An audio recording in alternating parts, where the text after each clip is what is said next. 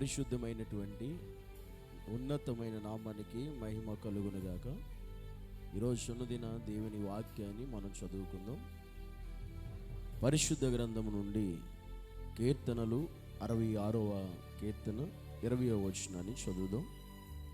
దేవుడు నా ప్రార్థనను త్రోసివేయలేదు, నా యొద్ద నుండి తన కృపను తొలగింపలేదు, ఆయన సన్నుతింపబడునుగాక. దేవుడు మనతో మాట్లాడుతున్నటువంటి ఆత్మీయ విషయం ఏంటంటే, దేవుడు నా ప్రార్థన తోసివేయలేదు, నా యొద్ద నుండి తన కృపను తొలగింపలేదు, దేవుడు సన్నుతింపబడునుగాక. మనం నమ్మినటువంటి దేవుడు మన ప్రార్థన ఆయన త్రోసివేసే దేవుడు కానే కాదు.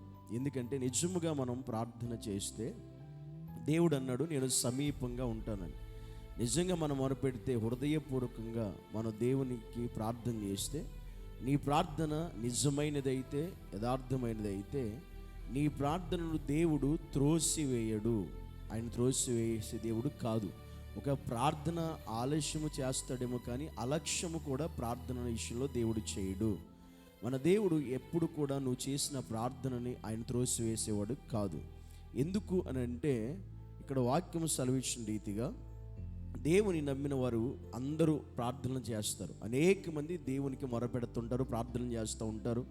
ప్రార్థన చేసిన ప్రతి ఒక్కరి ప్రార్థన దేవుడు ఆలకించాలి అనుకుంటే, నీ ప్రార్థన ఒకవేళ వినలేని కారణాన్ని బట్టి నువ్వు తోసివేసేయడం దేవుడు అనుకోవడం పొరపాటు. దేవుడు ఎప్పుడు కూడా ప్రార్థన తోసివేయడు. ఎందుకంటే మనం ఆయనకి ఇష్టంగా మనం జీవిస్తున్నప్పుడు, ఎగ్జాంపుల్గా మనకి ఇష్టమైన వారు, మన స్నేహితులు, మన బంధువులు కావచ్చు, వారికి మనం ఇష్టమైనప్పుడు, మనం అంటే వాళ్ళు బాగా ఇష్టపడేటప్పుడు వారికి మనం ఏది ఇచ్చినా దాన్ని త్రోసేయరు, వెంటనే తీసుకుంటారు. అది ఎంత చిన్నదైనా, అది ఎంత ఎలాంటి వస్తువు అయినా వారు చాలా అంగీకారంతో తీసుకుంటారు, కానీ దాన్ని త్రోసివేయరు. కానీ మన మీద వారికి ఇష్టం లేకపోతే కనుక అది ఎంత వాల్యుబుల్ అయినా కూడా దాన్ని త్రోసివేస్తారు, పక్కన పెట్టేస్తారు, దాన్ని తొలగిస్తారు. కానీ దేవుడు మన ప్రార్థన ఆయన త్రోసి వేసే దేవుడు కాదు. అందుకే కీర్తనకారుడు అన్నాడు, ఆయన నా ప్రార్థన త్రోసివేయలేదు, తన కృపను నా యొద్ద నుండి తొలగింపలేదు. నిజంగా మన దేవుడు మన ప్రార్థనలు ఆలకిస్తాడు, అంగీకరిస్తాడు, మన ప్రార్థనకి జవాబు ఇచ్చేటువంటి దేవుడు. నువ్వే సమస్యలో ఉండి, ఎలాంటి పరిస్థితుల్లో ఉండి దేవుడికి ప్రార్థన చేసినా నీ ప్రార్థన త్రోసివేయబడదు. ఎందుకంటే నువ్వు ఆయనకి ఇష్టంగా ఉన్నప్పుడు, నువ్వంటే ఆయన ఇష్టపడేటప్పుడు, నువ్వు ఏ సమస్య కొరకు ప్రార్థన చేసినా, ఏ ఆటంకం కొరకు ప్రార్థన చేసినా, ఏ పరిస్థితి కొరకు ప్రార్థన చేసినా, ఎలాంటి స్థితిని బట్టి నువ్వు ప్రార్థన చేసినా నీ ప్రార్థన ఆయన అంగీకరిస్తాడే కానీ త్రోసివేయడు. కనుక మనం నమ్మినటువంటి దేవుడు మన ప్రార్థన త్రోసివేయడు అనే విషయాన్ని ఈరోజు మనం తెలుసుకోవాలి. ఎందుకంటే మనకు ఆయనకి ఇష్టమైనప్పుడు మనం దేని గురించి అడిగినా, ఏ పరిస్థితి గురించి అడిగినా ఆయన దాన్ని పక్కన పెట్టడు, త్రోసివేయడు. మన ప్రార్థనకు ఆయన సమీపంగా ఉంటాడు, ఆయన అంగీకరిస్తాడు.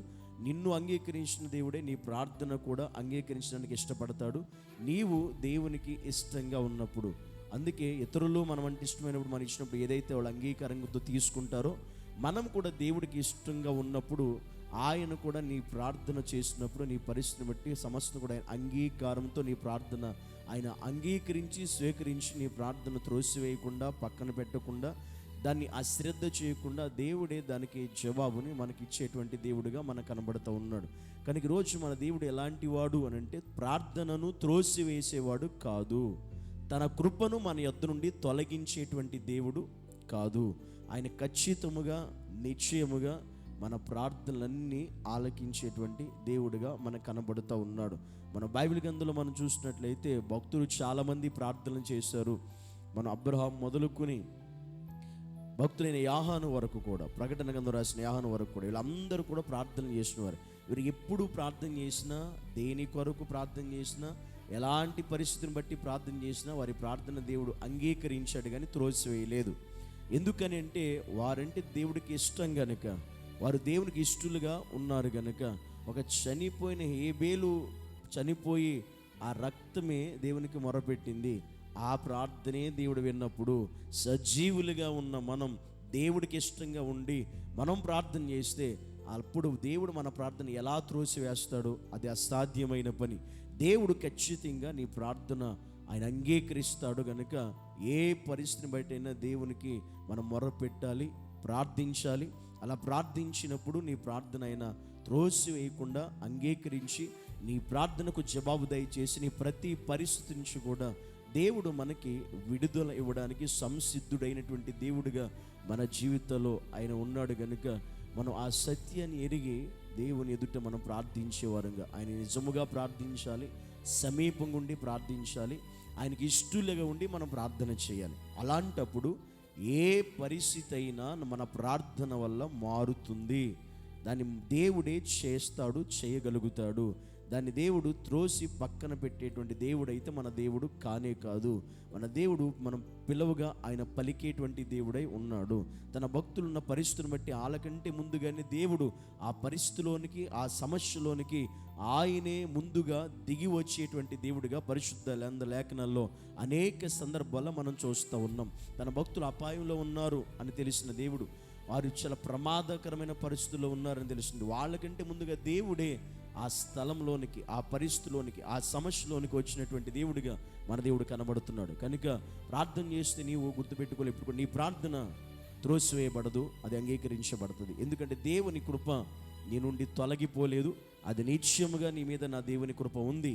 కనుక దేవుని సన్నిధిలో నువ్వు ప్రార్థించడం మానొద్దు. ప్రతి దినము కూడా దేవునికి ప్రతి పరిస్థితిని బట్టి మనం ప్రార్థించే స్థితి కలిగి ఉండాలి. ఆ ప్రార్థన మన దేవుడు అంగీకరించి ఆలకించి గొప్ప కార్యాలు మన పట్ల దేవుడు చేయడానికి సంసిద్ధుడిగా ఉన్నాడు. కనుక ప్రతి దినము దేవుని ఎదుట అట్టి ప్రార్థన చేసేటువంటి స్థితి కలిగిన వారిగా దేవుడు మనలను నడిపించునుగాక. ఆమేన్. పరిశుద్ధుడైన తండ్రి, నీకు వందనాలు ప్రభా. నీ సన్నిధిలో నీవు మా ప్రార్థన త్రోసివేసే దేవుడు కాదు, అందును బట్టి నీకు వందనాలు. నీ కృపను మా యొద్ద నుండి తొలగించేటువంటి దేవుడు కాదు ప్రభు, అందును బట్టి నీకు మహిమ చెల్లిస్తున్నాను. మా ప్రతి ప్రార్థన నువ్వు ఆలకించి అంగీకరించి చెవియొగ్గి ఆలకిస్తున్నందుకు వందనాలు. మా ప్రతి పరిస్థితి నుండి, సమస్య నుంచి మా గొప్ప విడుదల మీరు దయచేయమని యేసు క్రీస్తు నామమును బట్టి ప్రార్థించి అడిగి వేడుకుంటున్నాము తండ్రి. ఆమేన్.